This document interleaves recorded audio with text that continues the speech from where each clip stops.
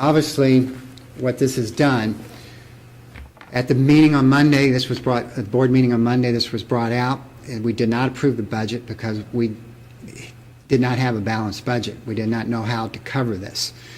We are looking at all options. It's a revenue and expenses.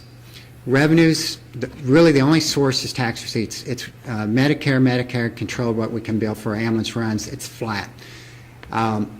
If we look at revenues, it would require a very unpopular and 20% tax hike. We need a penny, 4.74 to 5.74. We need a penny, which is really a 21% tax hike to bring this thing around. Obviously, the other side of that is to look at expenses, looking at how service is delivered, how to match the expense to resources available. Being a new director and other members of the board, we feel like it would be a disservice to the taxpayers of our county to increase revenues without looking at expenses. We feel like there's probably opportunity to get this thing balanced. We just need time to work through this, explore all options of how we can match expenses to resources. Unfortunately, we find ourselves in a position of immediate trouble meeting payroll and cash needs till tax revenues are received. Short term, we need to obviously reduce expenses to prevent continuing use of reserves that we have left. Midterm, we need to figure out a way to arrange financing to restore working capital to the adequate levels. And of course, long term, we need to provide for the annual replacement of the rolling stock on a timely basis.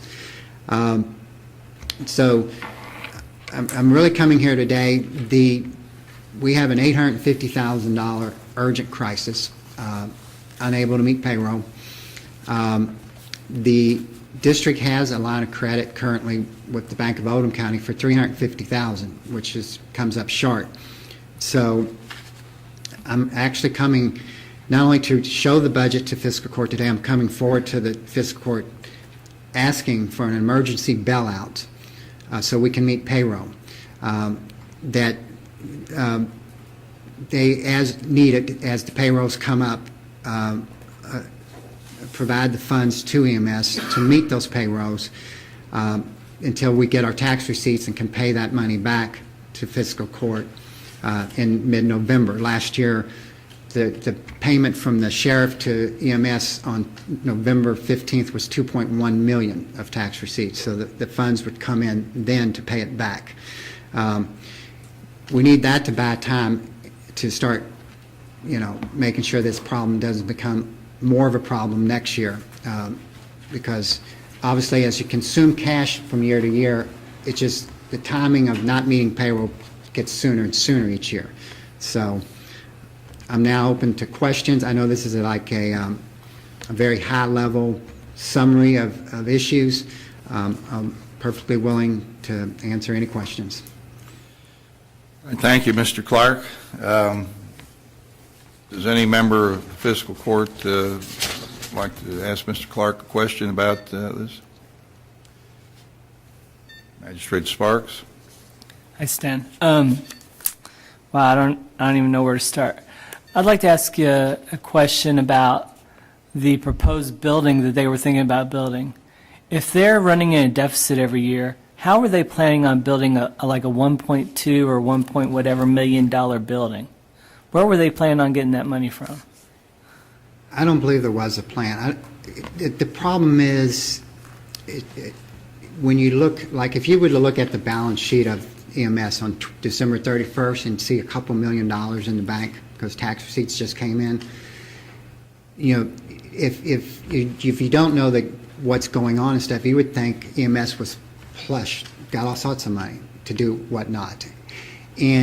But since you've got what we call a burn rate of over $250,000 a month just to meet payroll, and you don't really have any other source of revenue other than the service fees, which is only 30% of your total revenue, obviously till next November it's a long time to survive. So you need more than $2 million in the bank in December. You need probably $2.5 million.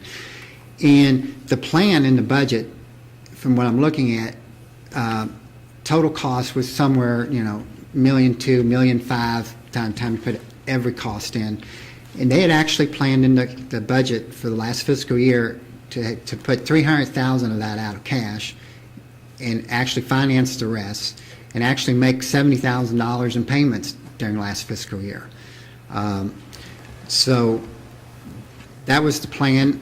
The directors, when we switched and went to the project where we bought the building and for $175,000 instead, it seemed like, my gosh, we just saved a lot of money. We were planning on laying out $300,000 cash plus a $69,000 debt payment stuff.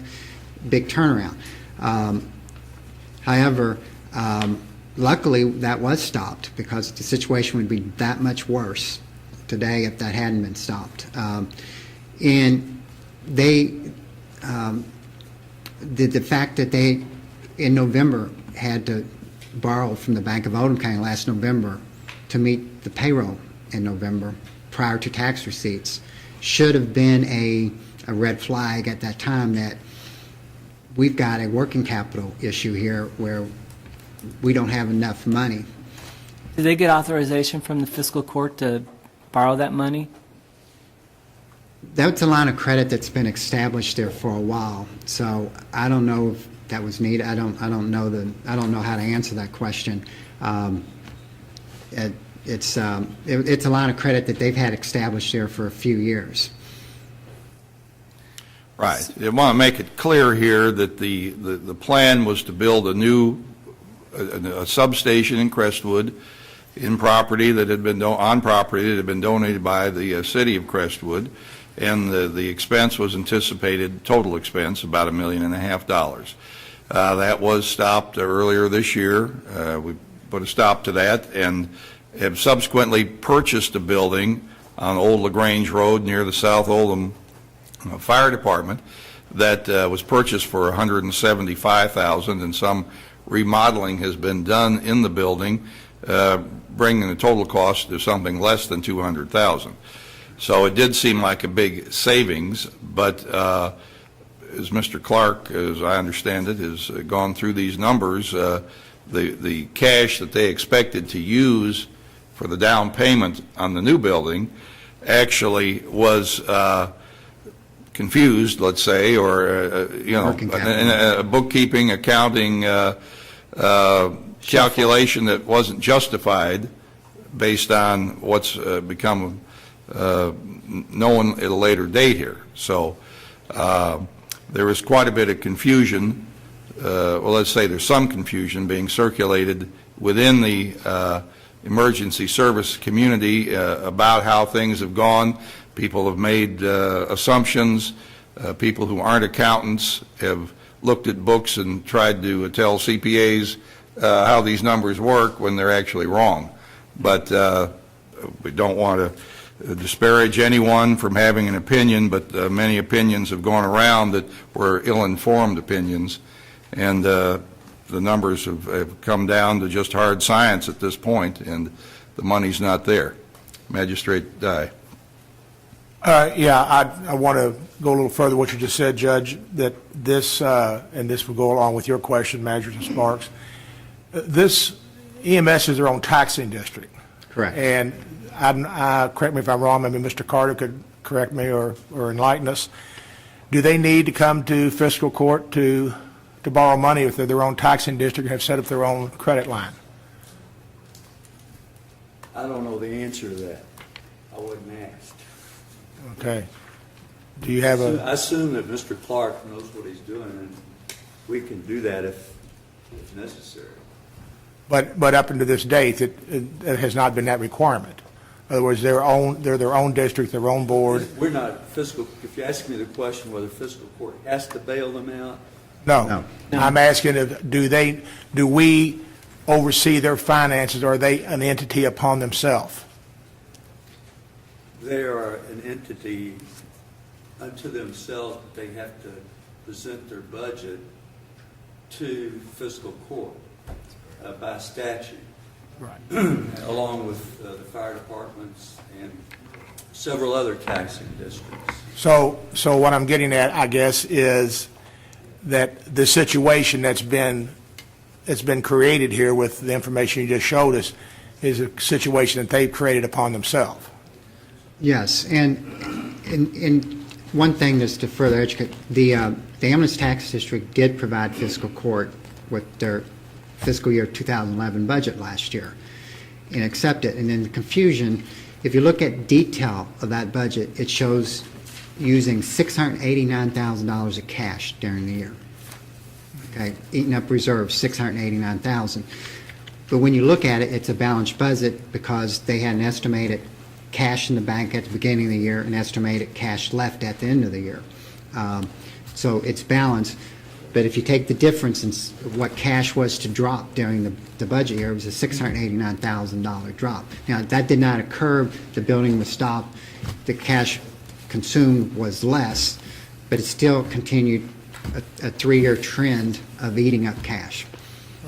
Okay, well, the point I'm getting at is that I want everyone to know, the viewing audience, everyone else, that this problem that we're trying to resolve today, if we approve the bailout, is not a problem that was created by fiscal court or any of the magistrates.